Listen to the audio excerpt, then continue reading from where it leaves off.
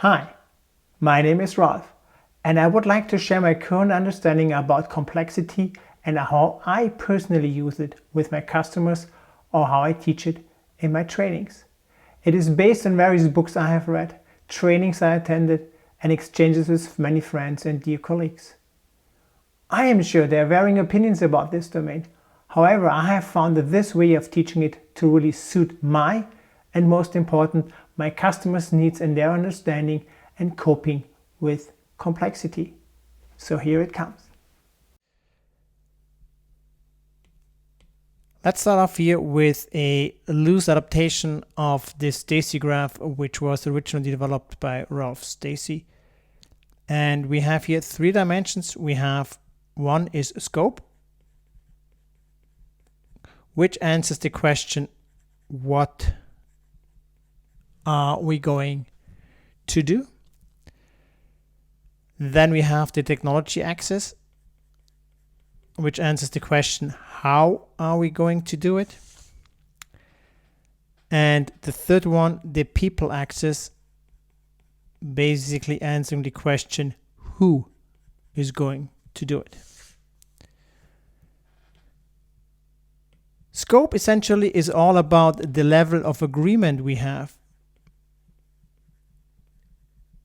If we all agree this is what we want and we are all sure we're not going to change our minds, we are down here, the plus sign. If there's more uncertainty, could be internally, could be externally, we move further out to the minus. Technology is all about the certainty about the technology we are going to use. If we know for sure we use this and that works for sure, yes, great. We are here at the plus sign. If there's nothing really available, maybe we have to develop our own technology, we would move further outwards to the minus. The people axis is basically answering the question or looking into, do we have all the skills we need to build the product, and do we have the right level of collaboration about how we work together and so on.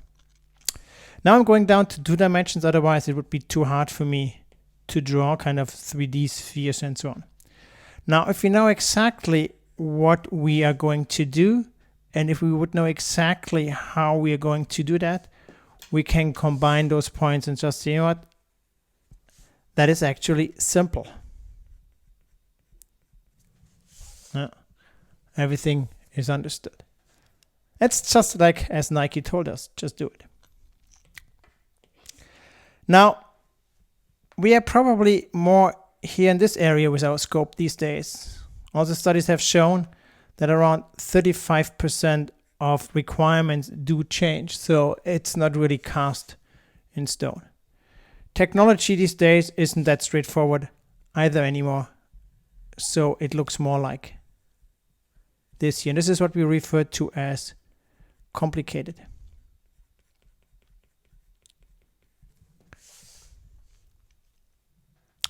Now let me just throw on one area without further explaining it. And this is what we have here. Oh, didn't work out too well. Let me just do this once more. That's what we refer to as chaos. There's limited applicability for agile and chaos though. Now, looking at this graph, if we are a complicated in the technology axis and in the scope axis, and we still plot this point, we end up in this white area, which we haven't really addressed yet. And this is what we refer to as complex.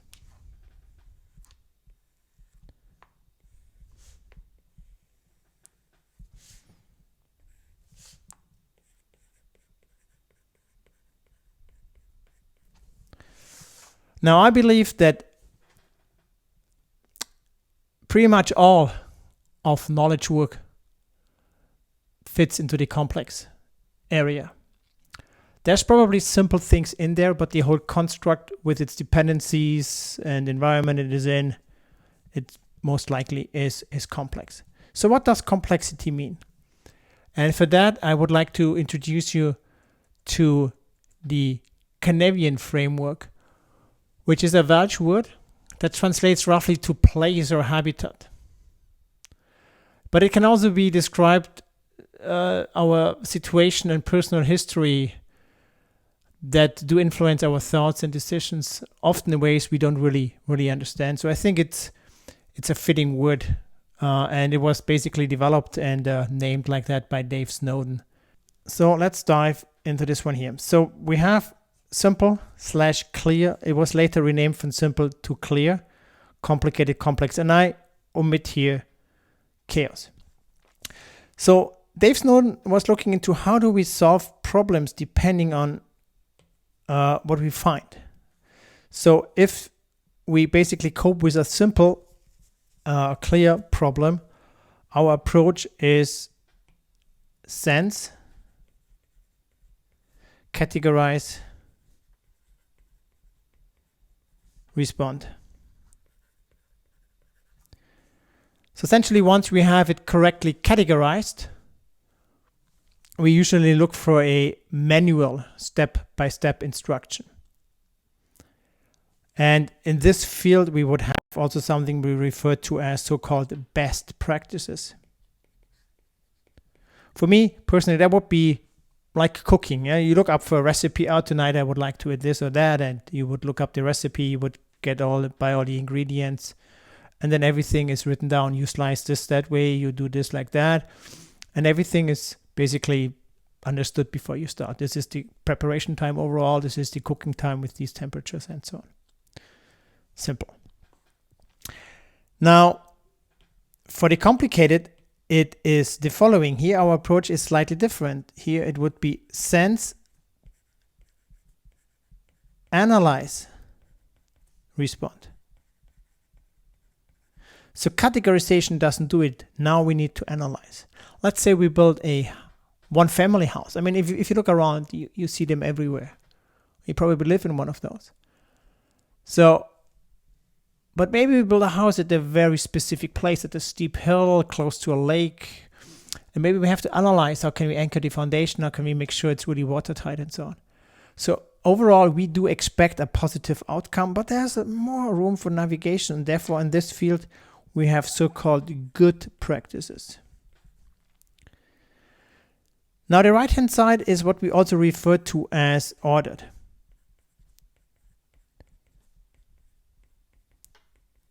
Ordered in the meaning there is a clear correlation between cause and effect, which has a lot to do with repeatability.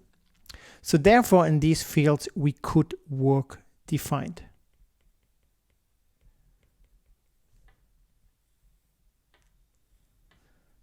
Like the PMI told us, plan the work and work the plan.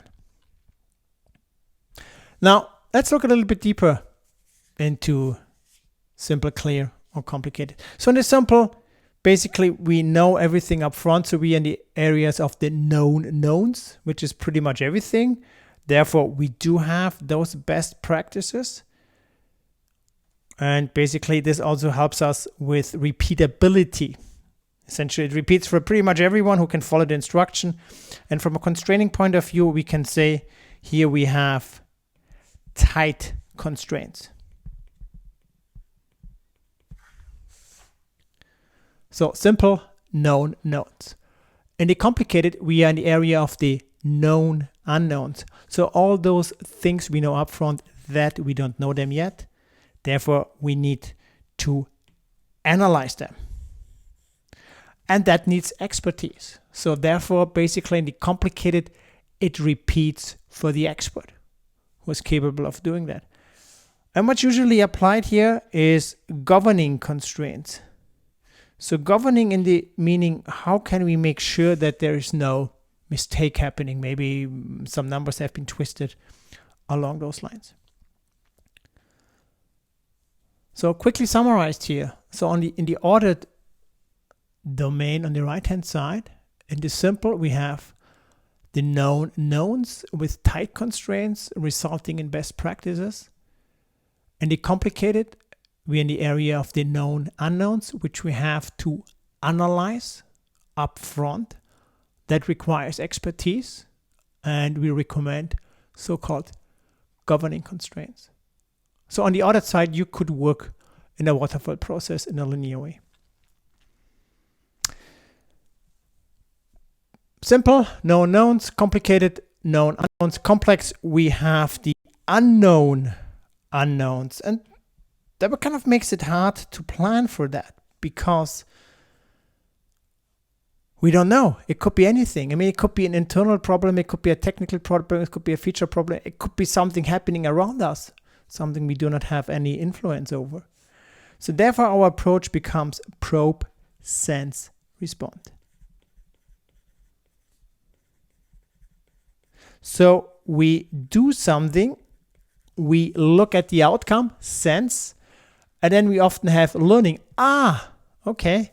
And then we can react over that. So the learnings could be, the scope isn't right. Oh no, the technology isn't working. Or, we lack specific skills. And you can really see here, we now have a feedback loop. And if you work with feedback loops, you're basically applying an empirical process control.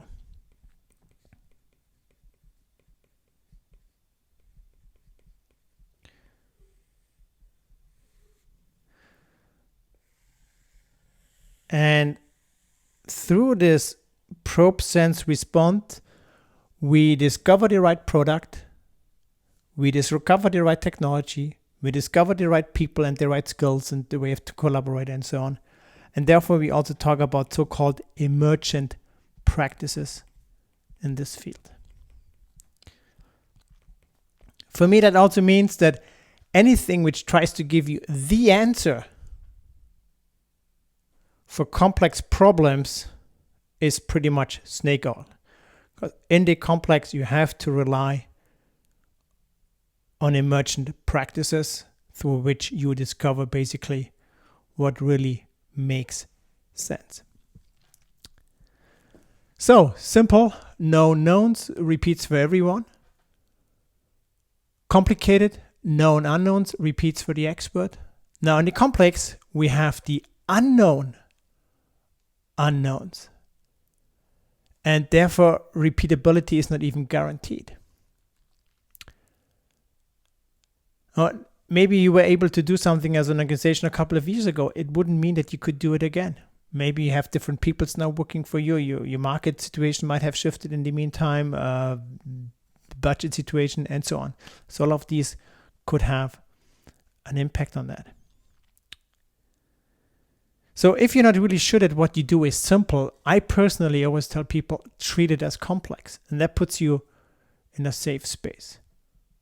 Or maybe let me explain it in a slightly different way. Let's say you believe what you're going to do is complicated and you are right, it is complicated, and you make the perfect plan. Everything is right. It couldn't be any better. But then something happens outside of your circle of influence. So something you cannot basically change. And it pushes you from complicated into complex, and you still try to handle it in an defined, ordered way, which doesn't work. And then very quickly, you will find yourself in chaos. Maybe some of you have experienced this already. The other things which are bringing you into chaos are the so-called traps of complacency.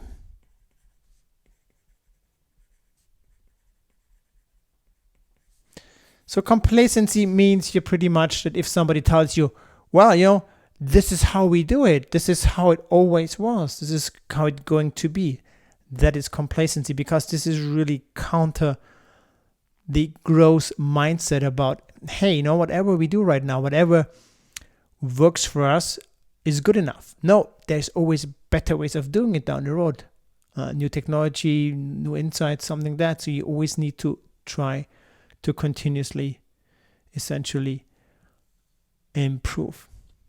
Now, often I get asked, hey, Ralph, can you just give us the best practices?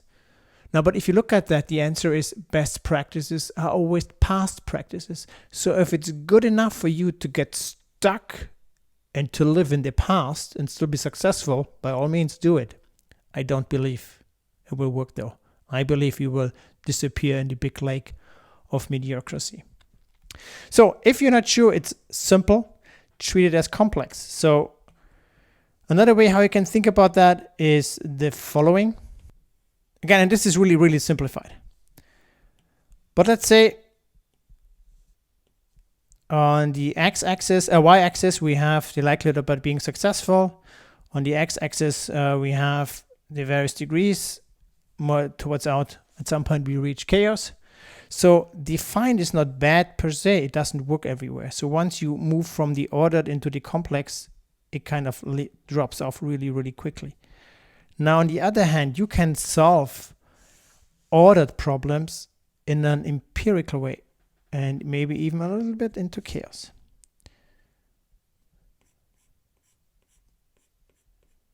Okay, so essentially what I'm trying to tell you here is that if you use a complex process control, you will be on the safe side, because if you think about it, on the right hand side in the ordered, planning is a document. So you plan something and then you execute the plan. On the left hand side, planning becomes an activity because we are built on empirical process control. So that means data which we gather while we work will help us, will inform our future decision making. So planning becomes an activity. Now this could mean, let's say you have a complicated problem you're going to solve. When you use an empirical process control, you would look at your plan. Oh, great, everything is fine, no change required. Oh, no change required. Oh, no change required, and so on until, and I'm pretty much sure that there's probably an unknown lurking someplace. And then you can just say, oh, glad we looked at the plan. So let's make the changes required and let's take it from there. Now, the product we build is complex. We are over here. Maybe you have heard about the term analysis paralysis. So you are paralyzed by all the options you have available. But out of this complex pie, we take out a small slice. And we push that slide. Let's say we are using Scrum. We put that small slice into a sprint. Now you can consider a sprint or iteration to be like a mini project because it has a length, beginning date, end date. It has a scope, and we know how much it will probably cost. So essentially you bring something out of this complex with all the unknown unknowns more into a complicated environment. You execute on it, and then all the learnings you have here, you will then pipe back. So essentially, at the end of the iteration or sprint, you would step back, look at the big picture, get a clear understanding about what you set out to do, maybe in regards to your sprint goal. In the bigger picture, compare and contrast it to your product goal, see, understand where you are, take all those information and say, okay, these are the changes, the adaptations we have to make.